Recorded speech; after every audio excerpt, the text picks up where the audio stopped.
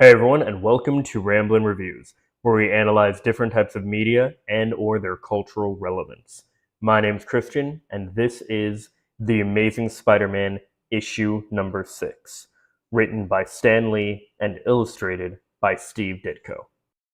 We open in the Florida Everglades, where we have all these, let's be honest here, redneck Floridians in the swamp being freaked out by this giant man-like lizard, who of course us Spider-Man fans know that this is in fact the lizard, as he's terrorizing everybody and not really doing anything, just kind of pulling a Shrek and yelling at everyone, telling them to get out of his swamp. I do want to point out, and we're already seeing some starts of this, and we're going to see it more and more as we continue here. But the original version of the lizard here in the comics, as we have here, is much more man-like than many incarnations of lizard that we have in later adaptations. What I mean by that is he walks upright, he talks like a human. He's not really much like an animal kind of crawling around. He's instead much more like a lizard, a person, a lizard with like very human qualities, if you will. So, but we have this cool shot where I really like this because it's such a subtle attention to detail, but people are talking about this paper that they're reading, this new paper from the Bugle. Spidey wants to get one as well, but while he could, of course, just take it, he does take it. He does, shoot a web and pick it up that way. But you also see him lower down a little bag of coins for the payment of the paper as well. And I just think that's a really nice attention to detail. How he's still like, doing the right thing here and everything. He's still going to pay for it and all that, even though he doesn't need to. And it's cute to just have that little bag of coins lowered down. But in any case, it's the Bugle challenging Spider-Man to a duel, essentially, with the lizard in Florida. Now, with this event happening, Peter is talking about the whole thing, and with JJ and with Betty Brant again, and JJ even kind of mentions, he's like, oh, there's no way the lizard's real. Besides, there's no way Spider-Man would actually go fight him. He wants to battle his simple criminals here. He doesn't want to go and take on a real challenge. So he's not going to fly Peter to New York to Florida and have him take pictures of the fight, because he doesn't think Spidey's actually going to go. And we have this little kind of nice character moment where Betty really kind of sympathizes with Peter here, and she's like, oh, it's too bad he wouldn't let you go, kind of thing. I think it would be a great story, and you'd get some great pictures. And he was like, thanks, Betty. I wish you were the publisher. But we then have this scene where not Spider-Man, Peter, Flash, and Liz Allen are all at a museum, and they're listening to a lecture on dinosaurs and history and all kind of different things. Peter's spider sense goes off as he notices these criminals that are around the area. They're just kind of wanting to steal something. They're criminals. They're here to steal something and make some money off of something. It's one of those things where it doesn't really matter what they're here for. It's not really explained or anything. They're criminals. They're here to basically further the plot, if you will. So, because of this, we have where as the criminals are getting ready to steal and do their criminal thing, they take a hostage, and that hostage is none other than Liz Allen. Spidey, of course, is able to save her and take down the criminals, but as he does, we have this moment where he kind of like catches her in his arms as she falls, and she's like, "Oh, Spider-Man, you saved me from those well, she says those two gunmen," and Spider-Man just simply replies, "The pleasure was all mine, Blue Eyes." And obviously, this is like a very smooth line and everything, right? And well, it's pretty damn smooth, because as Peter gets back, Liz is just absolutely smitten over Spider-Man. She's like, he saved me, and he called me Blue Eyes. And Flash even mentions to Peter, he's like, oh, great. Well, you I can deal with. I can take competition like you. But what am I supposed to do against someone like Spider-Man? To which Peter just replies, there's one thing, pal. Worry. And I really like this moment because, for one, it shows that Flash does actually see Peter as competition for the affection of, um, for the affection of Liz. He doesn't. One of the so I think something that we were seeing a lot here in a lot of these earlier comics that I really like, and that I feel like is unfortunately lost in a lot of adaptations that we see. Much as I love them, and again, I will continue to sing the praises of especially Spectacular Spider-Man. They there's this element of Peter just kind of being very much a loser. And I mean, sure, he does get knocked down, he gets made fun of, he has these moments with people like Flash, even in the comics here. But what I really like is we're seeing a lot of moments where there's all these moments where basically Flash, he kind of sees Peter more as an equal, at least more than he'd like to admit. He invites him. He and the rest of the Peter's peers invite him to do things together.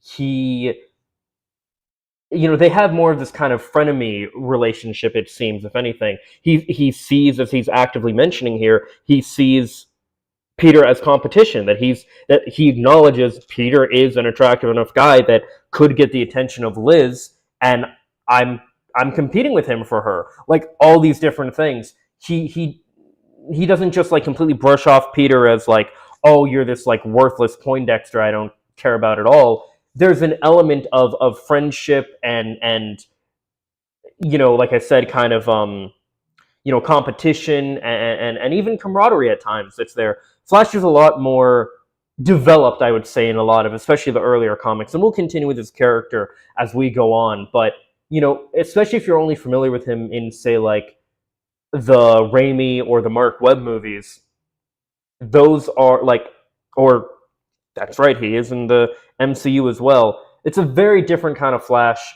from what he originally was. He is, again, he really is kind of Peter's friend. He's not his best friend, but and he is a thorn in his side. But their relationship is a lot more complex than a lot of adaptations would have you believe, I would say. But we have this great moment where Peter goes now to visit JJ as Spider-Man, and I love this moment.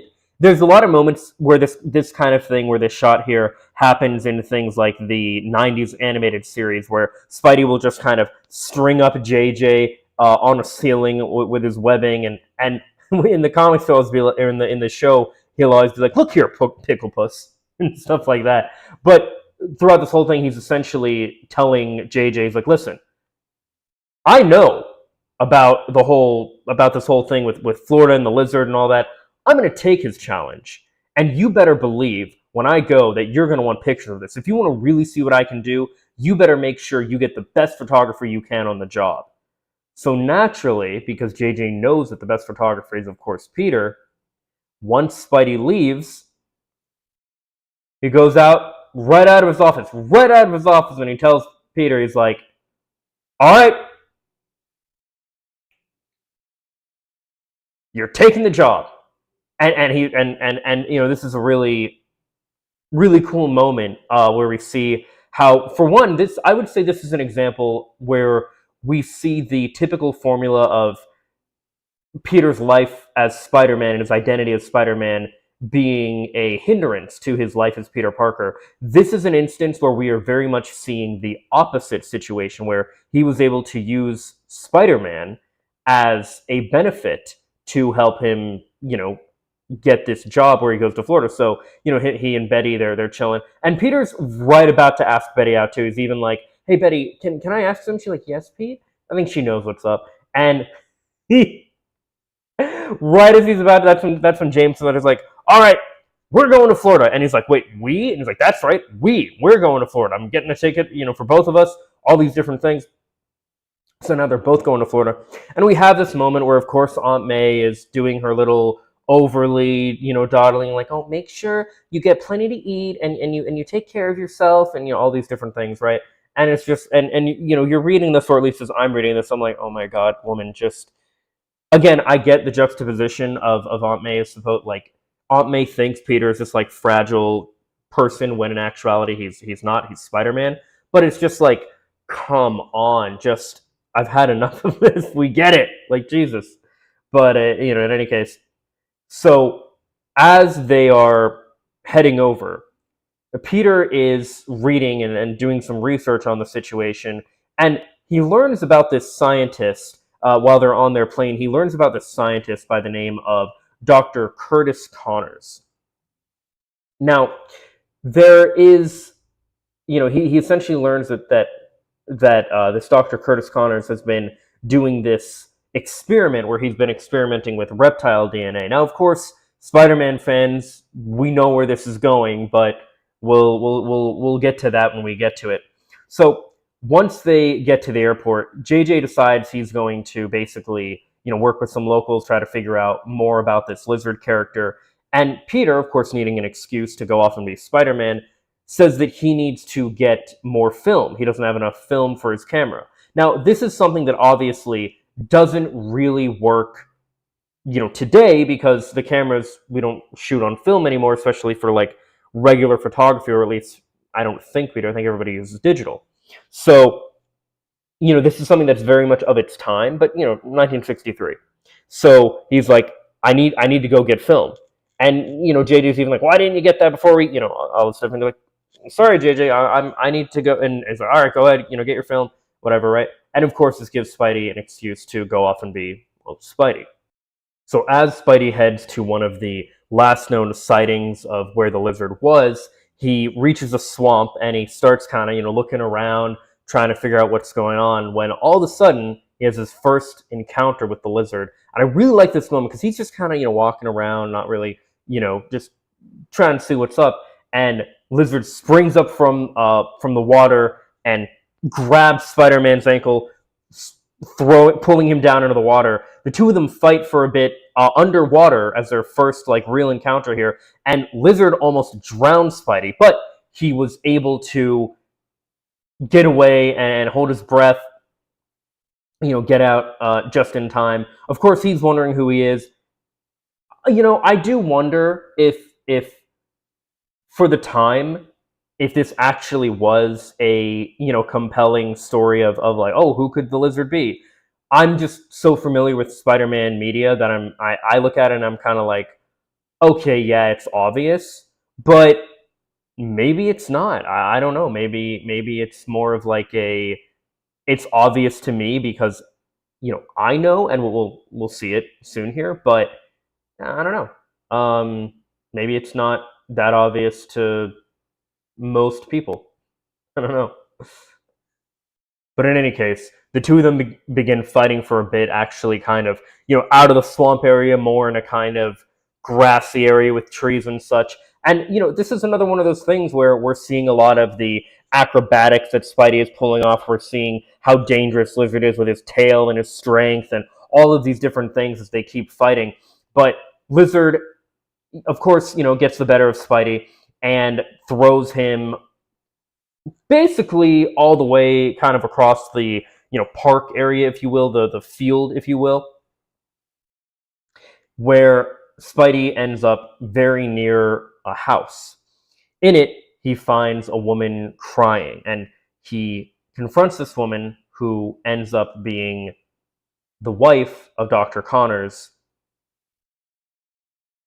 As Spidey confronts Martha, he learns that this lizard creature that Spider-Man's fighting out here is her husband, Dr. Curtis Connors. The same Curtis Connors that Peter was reading about before. Again, people that already know Spider-Man lore, like, you saw this coming a mile away, but we're going with the story here. We're going with all of it. I do want to point out as well, if you actually read this comic, there is, when you see the picture frame that Martha has of of Curtis Connors, I swear he looks just like he looks just like Ben Parker, Peter's uncle. His face, it just looks, it's like Steve Ditko just had like, this is like the father figure kind of guy I'm gonna draw. This was Ben, and now this is Curtis Connors in his human form, if you will. But and speaking of things like that, I forgot to mention this earlier.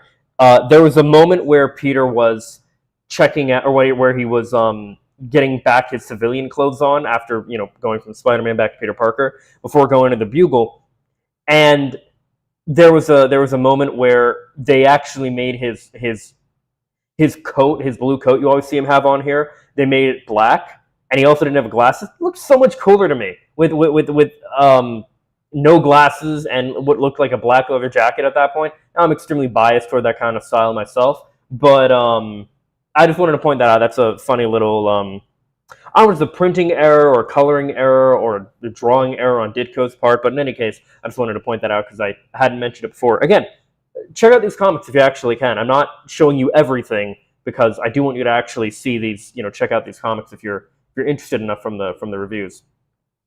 But back to the story at hand here.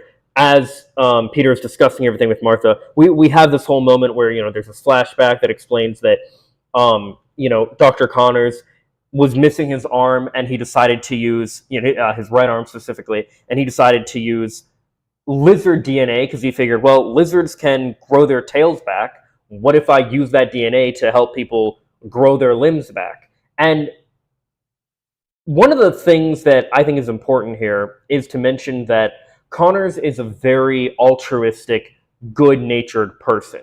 Yes, he does have his own selfish, or I wouldn't even say selfish, self-serving desires as far as he wants to grow his own arm back. But we have this great moment here where he's working with his son on it, his son Billy, and you even have him basically saying how we can revolutionize how people are able to bounce back after maybe needing amputations or any other kind of thing where they lose a limb.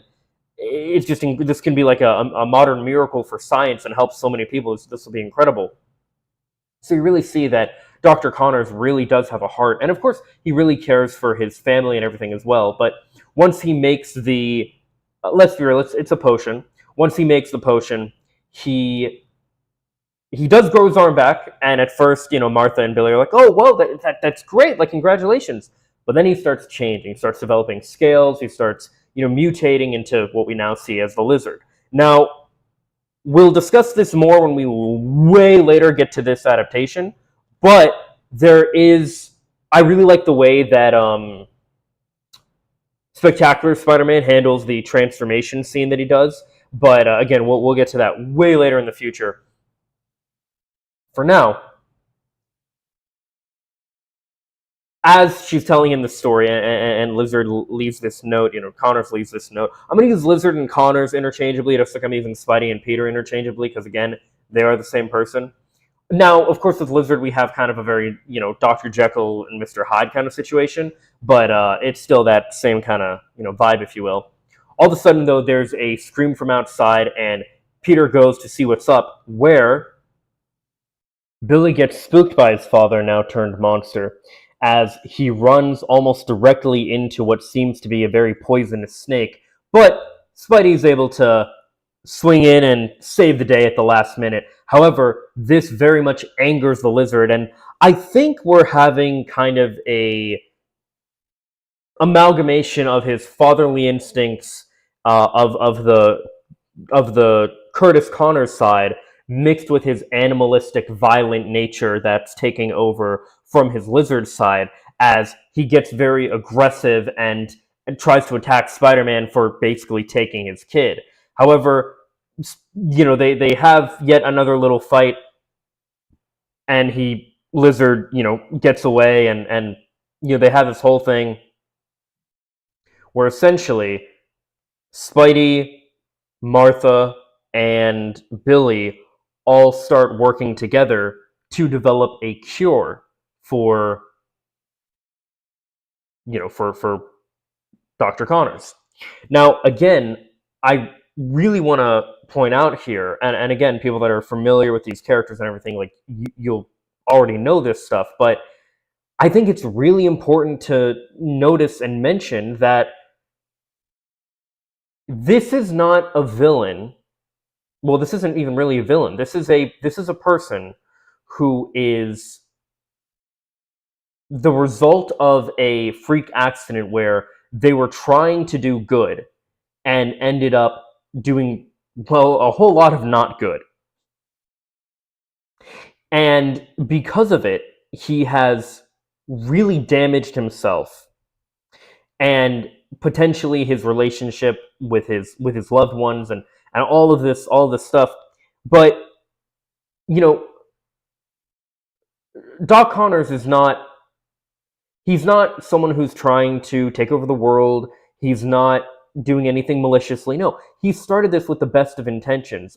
Again, yes, he wanted to, of course, fix his own arm, but he was really trying to do good and make something so that people who suffered similar to him wouldn't have to suffer anymore. And yet he's paying the price for it. It's extremely unfair. So I love how, Spidey and Martha and even Billy are all working together to make this cure for him. It's not about like, oh, let's take down this villain so he can't hurt anybody or whatever. It's let's help him. Let's help him. Let's fix him. Let's get him back to normal, kind of thing. Of course, though, as they're all working on this serum together, because and if you're wondering how they're able to do this, this is actually explained where essentially they have the doctor's old notes, so they're able to kind of rework the formula, especially with Peter being the brainy scientific chemical guy that he is, chemical science. But Lizard breaks in, topples the place over, and basically goes on about how he's going to make a race of superior creatures. And no, he's not a racist doing the whole white power thing. He's going to make instead an army of lizards where he's going to just try and really make everybody like him. What they figure out quickly is he plans on contaminating the water supply, which of course it would definitely turn people into lizards like he's planning here. So, I mean, it'd get the job done. So we have this moment now where Spidey is going to track down the lizard, of course, which is fine. I like that he's going to be doing that. However, what I don't like, once again, we have where Peter has used his webs to make some kind of contraption. In this case, he made paddles or flippers rather, and a paddle to paddle through the waters of the swamp. And once again, of course, he's using his spider sense to track down the lizard because that's something his spider sense can do, apparently, in the original comics. Again, I really don't like the way they do a lot of this stuff in the early comics. But what I do like is once we get to the part where Peter actually catches up with Doc Connors, he finds him in a reptile exhibit at, I think it's a zoo, I should say a reptile enclosure. It's not really specified in this if it's a zoo. I know in Spectacular Spider-Man it's specifically a zoo, but in any case, we have this really cool shot here where as Peter finds him, we have this just great art by Steve Ditko where Lizard is commanding his reptiles after Spider-Man, and he does, like, he can really talk to the reptiles. He can talk to them and control them. The alligators, the snakes, the lizards, any reptile at all. And Spider-Man finds quickly as he begins crawling walls and stuff that old Lizzie Boy can give him a run for his money. He can climb faster and he's stronger. The lizard and the gators are both attacking Spidey with their tails basically simultaneously. And we have this whole, again, pretty action-packed here as well. So we have this whole moment where they're fighting and Spidey lures Lizard into a tower.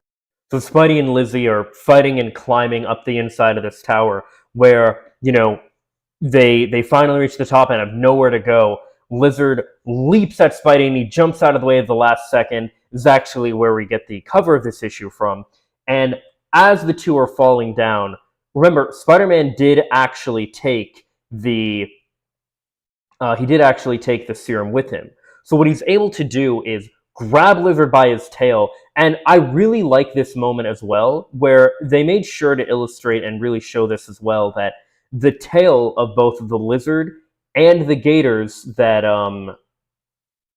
Spider-Man was fighting earlier are dangerous, like very dangerous. Many people will say and kind of tell you when it comes to gators that if you ever encounter one, the most dangerous thing is actually going to be their tail. I mean, obviously, yeah, you don't want to get chomped, but their tail is extremely dangerous.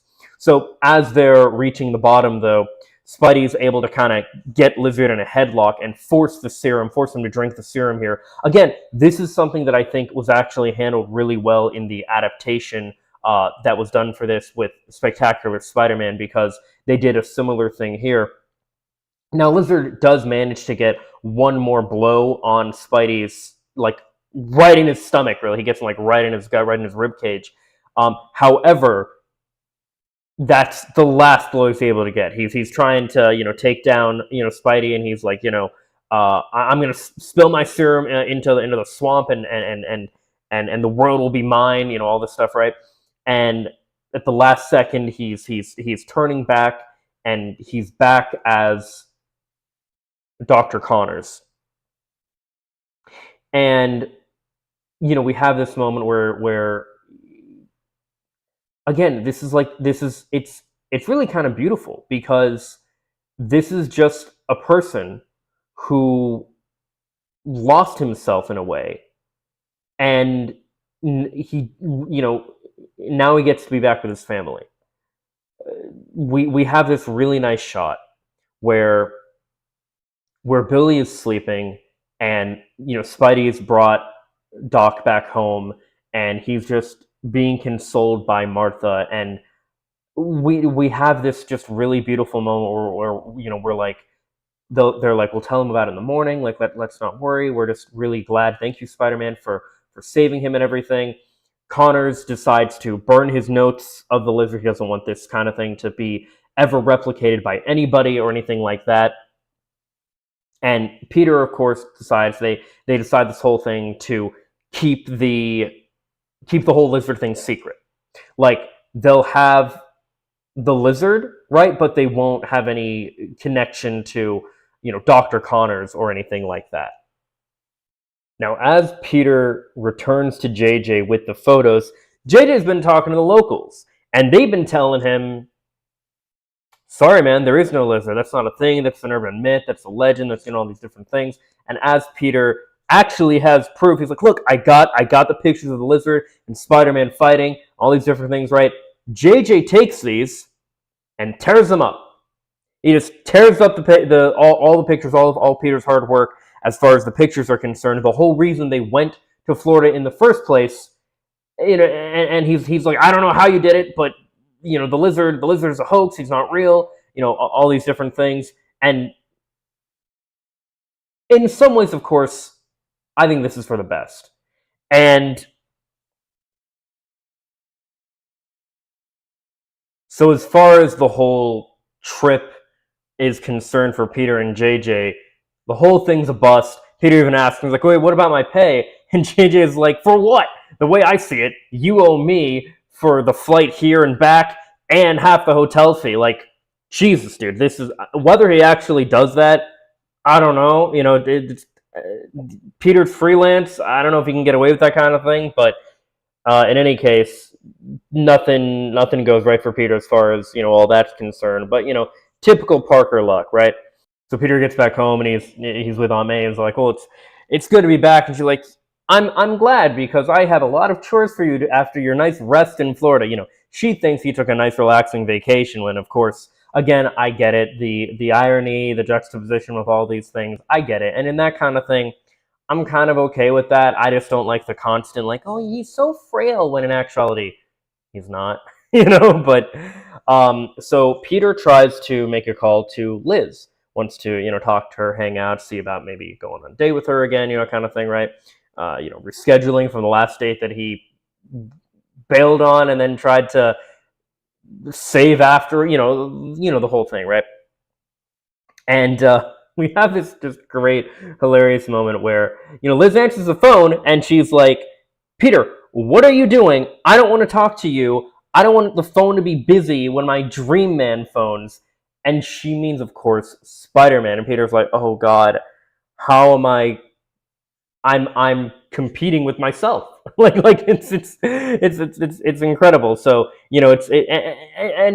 this is really played for laughs. This isn't like something where he's really down on himself or anything. He's like, man, that like shucks, like that sucks, kind of thing. But we end on this note where JJ receives a letter, a poem from Spider-Man, and Betty Brant is reading it to him. He's like, well, read it. What does it say? And the note says, roses are red, violets are blue. I'm still at large, so phooey on you. And this just sends JJ into a rage. He's like, "Oh, tear it up, get rid of it. I'm gonna get that menace." All these different things as he tends to do. And we actually end on a panel which is very different from anything we've seen before, and not something I'm super familiar with seeing in a lot of the earlier comics, where we have a little tease that the Vulture is actually going to be coming back in the next issue, but we'll get to all that, of course, when we get to that. In any case, that is the end of the Amazing Spider-Man issue number 6. I really like this issue, and I know I've been saying that for a lot of these issues, and even the ones that I do really like this one and the last one we talked about, they do have their issues, no pun intended. Like, I really don't like the webbing with like the not fins, but like the paddle feet and like that kind of stuff. I don't like those things, but I really like. This was the first time that we had Dr. Connors, and this was the first time that we had a villain who was really just a really sympathetic villain for Spider-Man, where he does feel bad for this guy. He wants to help him because what did Dr. Connors really do that was wrong? He accidentally turned himself into a monster, but it wasn't intentional. He had the best of intentions. Obviously, that doesn't mean that he doesn't need to be, taken down. But if he can be saved, if he can be cured and brought back to normal, why shouldn't he be, right? We also had some moments, and this is the first adventure for Spider-Man that takes place outside of New York. Funnily enough, it took place in my home state. I'm not anywhere near where the Everglades are in the swampy areas of Florida or anything like that, but, it is my home state, and it is what it is. I feel like more represented with New York than I do Florida here, but in any case, it is what it is. But, it's yeah, it's also interesting how I'm sure many of you are familiar with, Dr. Connors already being in New York in a lot of adaptations, but he did start in Florida. Like, that's originally where he was. And that's also why, again, in Spectacular Spider-Man, they do mention how they're going to move to Florida at the end of season 2. Yeah, the end of season 2. And, that's a nice little nod to the comic. And we'll talk about that way in the future when we, again, like, way in the future. But in any case, no, I did really like this issue overall. I like how we got to see that the Lizard is a threat, but man, Dr. Connors is just a guy who's trying to do the right thing. And now Peter's trying to do the right thing. I like how we had this moment where, he doesn't end up behind bars or doesn't have anything. He just gets cured and gets to be with his family again, which is what he really deserves.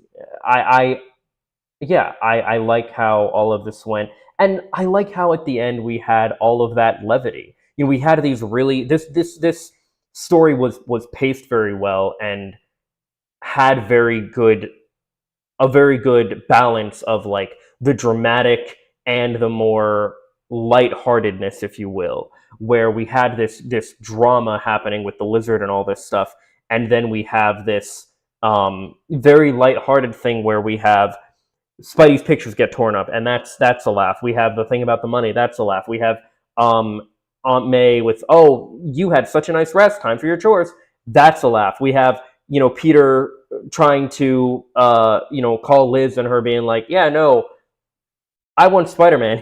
That's a laugh. And Peter laughs it off. And then we even end on that thing where he sends the basically fuck you letter to JJ.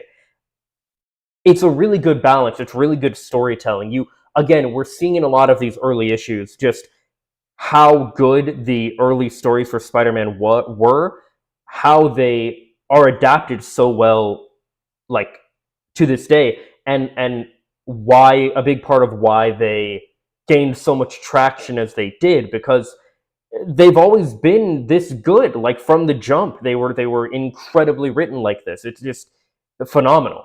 So, as always, these are just my thoughts. Let me know what yours are in the comments down below.